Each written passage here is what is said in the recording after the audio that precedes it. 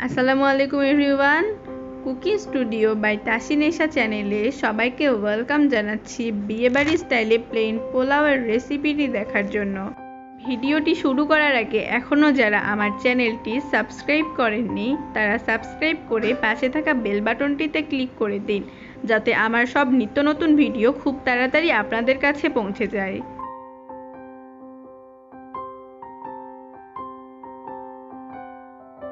তৈরি করছি বিয়েবাড়ি স্টাইলের পোলাও। এর জন্য আমি 2 পট চিনি গুঁড়া চাল নিয়েছি। আপনারা যে কোনো সুগন্ধি চাল বা বাসমতি চাল দিয়েও এই পোলাওটা তৈরি করতে পারেন। আর চালগুলো আমি ভালোভাবে ধুয়ে পানি ঝরিয়ে রেখে দিয়েছি। এখানে আমি একটি ফ্রাই প্যানে পরিমাণ মতো তেল নিয়েছি আর দিয়ে দিচ্ছি 1 কাপ পেঁয়াজ কুচি। এরপর পেঁয়াজগুলোকে খুবই ভালো করে ভেজে বেরেস্তা তৈরি করে নিব। কিভাবে বেরেস্তা তৈরি করতে হয় তার একটা শর্ট ভিডিও আমার চ্যানেলে আপলোড করা আছে, আপনারা চাইলে দেখে আসতে পারেন। পেঁয়াজগুলো একটু কালারটা চেঞ্জ হলেই আমি চুলা থেকে তুলে নিচ্ছি।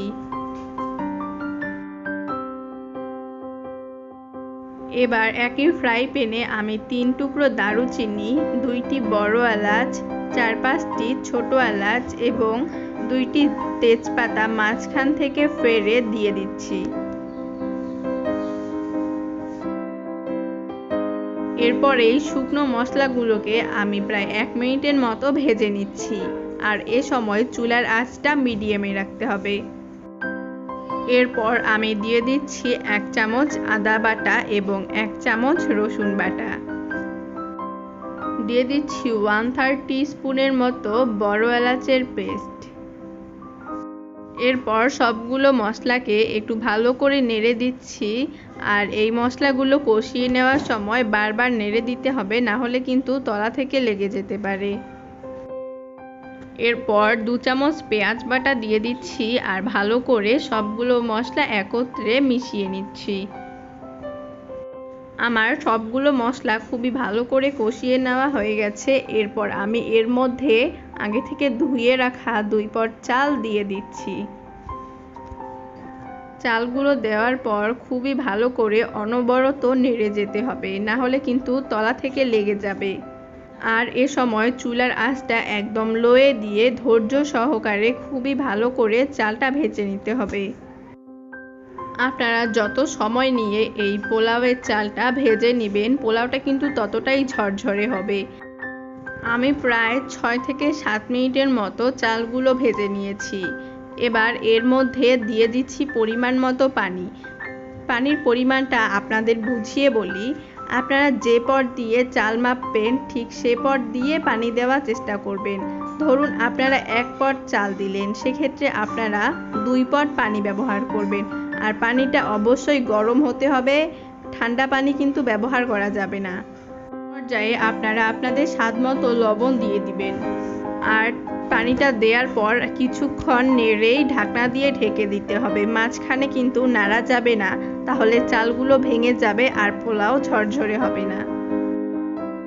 আর চালগুলো কতক্ষণে সেদ্ধ হবে সেটা কিন্তু আপনার চালের উপর নির্ভর করবে, তাই সঠিক সময় বলা যাচ্ছে না।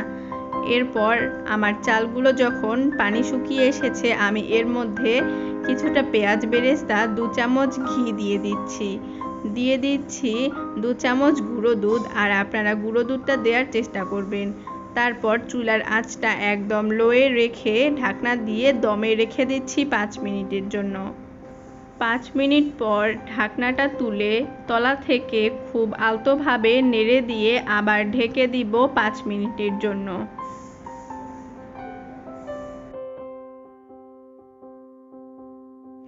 আমার পোলাওটা কিন্তু অলমোস্ট ডান। এবার আমি এই পোলাওটাকে পরিবেশন করতে যাচ্ছি। দেখতেই পাচ্ছেন আমার পোলাওটা কত ঝরঝরে হয়েছে। আর আজকে আমি এই পোলাওটা রোস্টের সঙ্গে সার্ভ করেছি। আপনারা চাইলে গরুর মাংস, খাসির মাংস, খাসির পায়া, নিহারি কিংবা আচারি গোস্তের সাথেও এই পোলাওটা পরিবেশন করতে পারেন। বিয়েবাড়ি স্টাইলে পারফেক্ট রোস্ট কিভাবে তৈরি করতে হয় তার একটি রেসিপি আমার চ্যানেলে আপলোড করা আছে। ডেসক্রিপশন বক্সে আমি লিঙ্কটা দিয়ে দিচ্ছি, আপনারা চাইলে দেখে আসতে পারেন। ভিডিওটি ভালো লেগে থাকলে অবশ্যই একটি লাইক দিবেন। আল্লাহ হাফেজ।